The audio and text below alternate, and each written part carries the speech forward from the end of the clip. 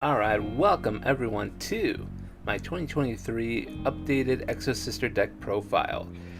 We are currently in the middle of the Shizu tier format. It is a format that a lot of players, higher ceiling players enjoy just because of the interactions that they can have with each other and in a mirror match. Some players may not. I'm in the mindset that I enjoy it because whenever I'm facing the top deck, I tend to know what kind of what to expect from it. You know, there'll be a few different variants from it, but at the very least, like, I know how to play against it reasonably. Once you play against a deck enough times, you tend to kind of get used to it. But I'm not playing Cheesy Tears. I'm playing Exosister just because don't quite have the budget in me to get Ishizu Tears. Now, a lot of stuff has dropped down in price, thankfully, because of the unlimited reprints of some of the sets. So the planet, which used to be like $90 to $110, has finally dropped down to about $45. So everything's at a much more reasonable price. Even so, Exosister is still a very good deck. Sorry, I didn't mean to heap praise on or talk about Ishizu tier, but just one of those things that you talked about early on. But yeah, let's get into it for Exosisters. We are going to go ahead and start off with the mandatory 3 of Exosister Martha. If you're not playing 3 of her, the heck. Exosister Martha, she is one of your best starters, enables you to go into any of your rank 4 Exosister monsters. Great way to kind of not only deck thin you, but get your setup going. All around fantastic card, really has made the deck be able to get up and go. Alright. The other 3 ofs that I think is mandatory. Exosister Ellis, you play 3 Martha, you need to play 3 Ellis in order for you to reasonably get Martha's effect off. But Ellis is in it on herself the second best Exosister monster. As long as you control another one, doesn't matter if it's a level 4 Exes monster, if you control an Exosister monster, you can special summon her.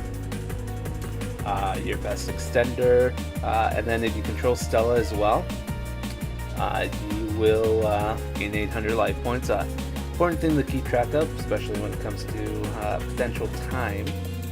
And then 3-ups that I play just to be able to continue playing with the trap card bodice and whatnot.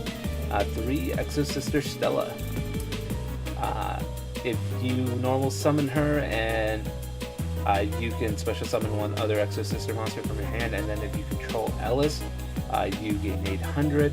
It's an effect that can come up from time to time. It's not when she's normal summoned either, so if you play, let's say for example, Exosister packs, and you have an Ellis that you already used with Martha's effect, then you can just special summon Stella, and then Stella you can use to special summon one of your other monsters. So even if you have like another Martha in hand that you don't want to activate the effect of, because she does lock you in to Exosister Xyz only, and you want to go into one of your other Xyz, Stella is a good way to kind of go about it. And you know, with everything getting milled through a lot of the Shizu cards, always good to kind of bulk up your numbers for this, if I can get a grip on the card. Next up, 2 ofs. Exosister Sophia.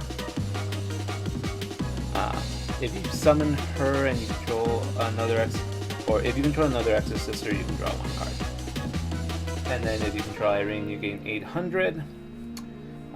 Pretty good to kind of gain some advantage. It's a really good normal summon. If you you do your Martha play to go into a Caspital, then you end on a Sophia, draw 1. Pretty standard, pretty good. Does not work in conjunction with one of our spell cards that we'll see coming up here, but it's a card that I've debated moving up to 3 just because of the issue coming up from milling. And then the 1-up Exosister Irene. Probably the worst of all the Exosister monsters. You really only play her because you need her to be able to play your trap card bodice. Otherwise, her effect is okay to mulligan one of your Exosister cards. So it doesn't necessarily have to be one of your monsters. So if you have one of your trap cards that you don't want to use, or if you have a dead Pax, you barely have a dead Pax. But if you want to do that just to be able to draw one, it's not too bad. But again, not one that I like to play multiples of, because I'm already mad enough when I draw it at one, and it's only one. It could very easily break up your hand. Next up, everyone's favorite or least favorite hand trap to play right now, Dimensional Shifter. Exosisters are one of the decks that are unaffected by D-Shifter, and it is one that you can play. So play 3 of, fantastic card. It's a really good stun. We already know what Shifter is. You either love it or you hate it. I personally love it because it allows me to stall out for a turn at the very least against the top threats. And then our other hand trap that we play, 3 Ash Blossoms, standard, general card. I was kind of running low on ideas on what to play, and Ash Blossom is always a good safe bet to play. I feel that though if you don't want to play Ash, you could replace it with something else. I'm just not comfortable in matchups enough to really be like, I don't need Ash, I need to play like a Nibiru or something else. But yeah, no, Ash Blossom is always good. So yeah, Ash Blossom. So yeah, Ash Blossom is always good. And then tech card here didn't come up when I took this out to locals, but honest, one of the bigger weaknesses for the Exosister monsters is that they are all very weak. The normal monsters, say for Martha, all have less than 1,000 attack. Even the Xyz monsters, Magnifica is 28, but they don't really have too high attack. So if they summon big Bestial monster or Predator or one of their big fusion monsters, Makalos, Kaleidoheart, all the big attack monsters that can beat over your cards. So it's an okay card. It's one that I'll probably end up taking out at some point as I kind of play more and do more testing. But for now, just kind of a cool, neat little tech card to try out. Alright, so that is it for our monster lineup. Next up, we have our spells. So we're going to go ahead and start off with probably the best spell card, best Exosister spell card, Exosister Pax. Pay 800 allows you to search an Exosister card, so not necessarily, search out a monster, though. More often than not, you're going to use this out to kind of get your play started to get a Martha. But then if you control the monster or have the monster, the other monster that's listed on an Exosister monster that you search, I'm mixing up my words, I do apologize. But so for example, if you search out Martha, but you already have Alice in the graveyard, then you can special summon the Martha. And that is something that does come up a lot, especially, I hate beating a dead horse, but, if they start milling your stuff with the Ishizu cards and, you mill Irene, well, you can use this to search Sophia, special summon the Sophia, and, be able to gain a card. It's a really good card, and yeah, if you already have like one of your trap cards that you want, say for example like Vadis, you can search out Returnia and just be able to get your plays going. 3 of, naturally, fantastic card, helps get your engine going. And then 1 of, I used to play Capra just to be able to call Nibiru, but since I don't think Nibiru is as prominent in this format as it was in past, I went ahead and switched it out to play Exosister Armit. Every now and then you are going to run into the kind of a break of a hand. Armit is there to be able to get your Exosister Exi going, even if your opponent's like trying to play around, not trying to prop the effect. You can just arm it to special summon anyway, and it's really good in kind of key moments. Whenever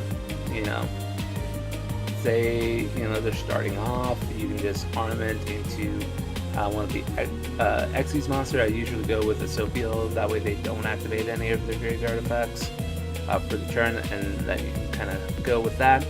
but it's either or. Like, you can play Armament, or you can play Capra, or you can play neither. But for me, you know, going with this, just having another way to be able to Xyz during my opponent's turn is, I feel, something that Exosisters is going to be needing to do a lot of in the tier matchup. Next up, our Searcher, or one of our power play spells, Pot of Prosperity. Usually use this to banish kind of your extra non-Exosister monsters to kind of dig out to get your deck going. It doesn't play too well with Sophia. They kind of butt heads just because you can't draw cards the turn you play Prosperity, so you know, you may not be able to get like kind of the ideal opening, but still it's a good card to not only get your Exosisters, but to get any of your hate against cards. So like getting some of your power spells going, or even some of your hand traps. It's a good way to get it going. Whoa. Get that out. Next up, one of Cult Upgrave. Still a really good card. Play it to prevent an effect, and then you can pop Martha's effect because the card is vanished or moved from the graveyard. I wish all the Exosisters had the Martha one, where if a card moves, then you can Xyz, not if your opponent moves. But then they'd be a little bit too good, in my opinion. 2 Dark Ruin No Mores, because this deck has trouble going second. You need some of your power spells to kind of give you a chance to be able to set up your plays. We played 2, and then we slide into the third one. Oh no, I just straight up played 2. 2, because 3 can sometimes clog up your hand. I have unfortunately had games where I open up all 3, so cut it down to 2 for the time being. And then that is it for our spells, so we're going to go ahead and go to our traps. The 2 Returnias. Banish a card your opponent controls, and then you can either Xyz summon using Exosister monsters you control, or if you already did that this turn, banish another card. Really, really good to kind of stop some of your opponent's plays, protect your monsters just by fizzling out their monster effects, especially if their cards are targeting. And yeah, like, honestly, I would say the best trap in the deck. I mean, granted, there's only 2 traps for Exosisters, but I really do like this card. It is fantastic, really good defensive, offensive play. Yeah, always play 2 to 3, and then the other one is Vadis. Pay 800, special summon 2 that list each other. The reason why you run multiple Sophias, and you may be tempted to play multiple Irenes. I don't know why I was forgetting the names. But yeah, it's really good, especially if you activate it during the standby phase. If you already have Returnia, you can Xyz summon. Also really good whenever you see your opponent activate a effect to move. You chain that, special summon the 2, and then when the cards move, your Exosister monsters will prompt, and giving you 2 free Xyz. You know, managed to pull that off against a few Shizu tier players. Really gave me a bit of a leg up in the matchup. Really good. And with Returnia and Vadis, I believe that is something that you could move up to 3, just because how prevalent most of your opponents are going to be milling your deck in this format. Infinite Emperor, negate an effect. One more needs to be said. You know, I think it's a fantastic card. Still relevant right now. Good at blocking out the cards. And then the negating a spell in a column, or a spell trap card in the same column, does come up. So yeah, I would, unless like, you know, my deck has other ways to negate effects, it is something that I will always most definitely play 3 of. 2 evenly matches. Again, this deck struggles going second, so any kind of power play that you can make going second, you know, go ahead and play. So main 2, and then this one for sure I do side deck. And then these 2 cards, I wanted them to be dimensional fissures just because you can play them like without winning a turn, but double macrocosmos. Again, this deck really doesn't care if the monsters are banished, just because there's no trap or spell yet that kind of recycles your monsters from the graveyard. Specifically, Exosister spell a trap card. You know, you could potentially run Avarice, but I feel like Avarice is a little bit too situational, so you're not really going to care about your monsters being in the graveyard too often.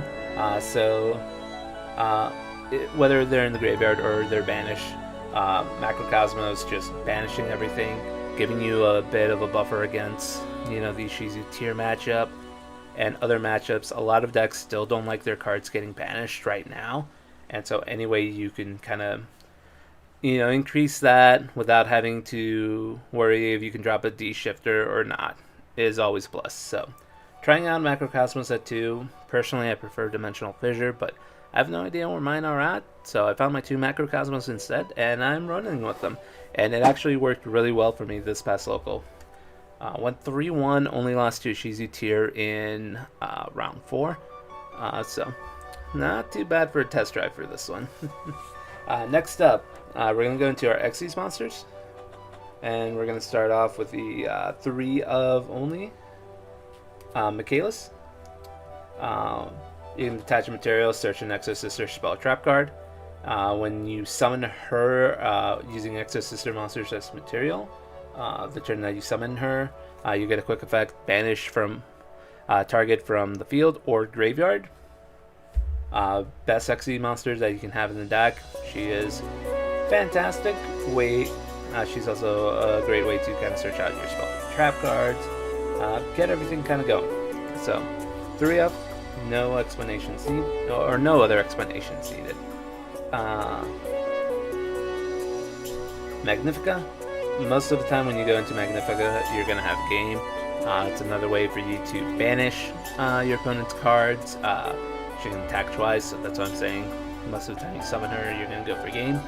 And then the other effect, to special summon a material attached to it, using itself as material, can come up. It's another way for you to get a Michaelis banished, or an Asophiel blanket dweller on everyone. So very good, very good.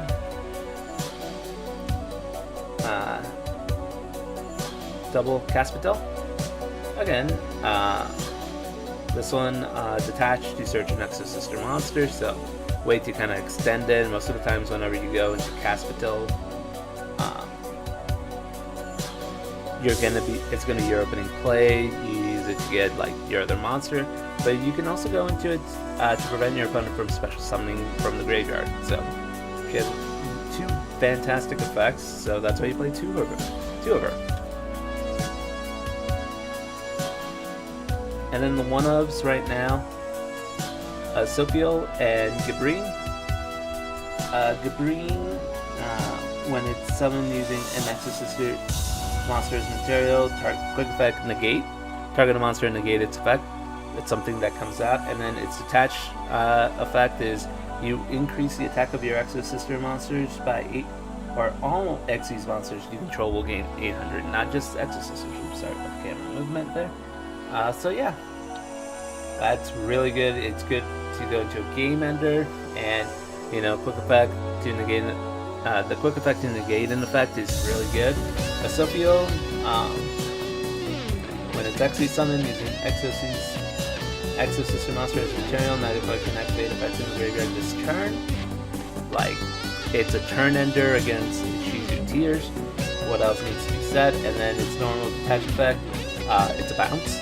So if there's an annoying monster that you don't want to deal with, you can bounce it back with Asophiel. Asophiel is one that I want to find the room, or I'm going to cut something out from the filler cards here to increase to 2, because it is way too good of an effect right now. Like, being able to end the tier turn, like, is pretty good. And then these are kind of the you can play really anything you really want in this. Abyss Dweller, detached to prevent graveyard effects activating this turn. Bagushka, very good against Blunders. It basically stops their turn, or stops their effects from really going. Kagaga Cowboy for end of match procedures. Zeus, every now and then, when you don't Exosummon with by using Martha's effect, you can go into it. This is probably something I'm going to cut out. This is a leftover from when I was still running Super Polymerization in the side deck. So Garura you can kind of cut out and play something else. And then Lina, in case they put an Italy on your side of the field, you can just like get off away with it. But yeah, out of the extra deck, probably gonna cut out. Not probably. We're gonna cut out Garura, and we're probably gonna put in another Oso field. Just some preemptive changes right there. Alright, and finally, for the side deck, for going second and against kind of back row hate and monster hate, Lightning Storm, like, blow up back rows, blow up monsters, it goes boom. And then kind of our terraforming Necro Valley Zombie World package, Zombie World against the Plunder matchup, Necro Valley, just some more Ishizu tier hate. For going second, so that they don't evenly match your Lightning Storm, use Solemn Judgments, just negate that straight up, and even negate a fusion or a normal summon that can come up big from time to time. Goes in match, you go first, you set it up, kind of cut off a few of the monsters that they're able to summon. Limit them to one attribute. Pretty good card. Every monster that you'll summon in terms of your main monsters are going to be light, so it doesn't hurt you at all. The third evenly. Shadow Imprisoning Mirror, and then this is also supposed to be another Shadow Imprisoning Mirror, but I forgot where I put my other one. But yeah, no, that is my updated Exosister deck. Going forward, there's still some changes to kind of improve on it, but honestly, consistency-wise, it's probably one of the better variations I've had in a while. I don't really think I've had too many like unplayable hands. And yeah, that is it. Sorry for blanking out there. That is it. Look forward to doing another deck profile the closer we get to March. And yeah, be on the lookout for some more content hitting the channel pretty soon. Thank you all so much for watching. I'll catch you all later.